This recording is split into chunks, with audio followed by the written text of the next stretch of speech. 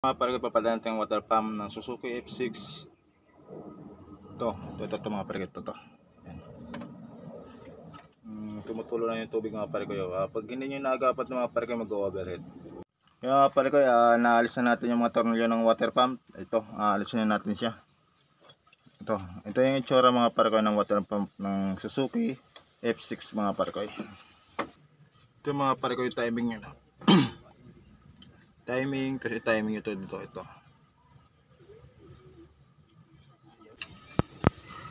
Ito naman yung timing sa taas mga pare ko. Ayan, yung gatla na yung mga pare ko, hindi ho yan.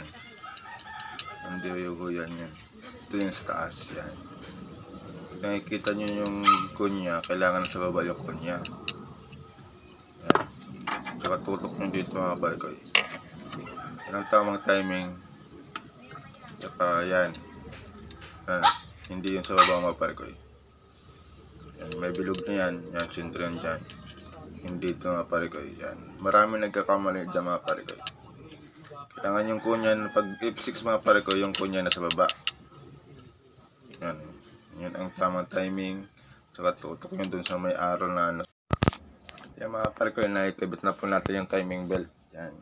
Subukan natin siya pandarin maya. Lalagyan ko lang ng tubig mga pare ko. Madali lang po yung mga pare ko pag F6. Yan mga pare ko, umandar na po siya. Maraming salamat sa mga viewers ko dyan, sa mga walang sumusupport mga pare ko. Thank you po sa inyo lahat, mga subscriber ko.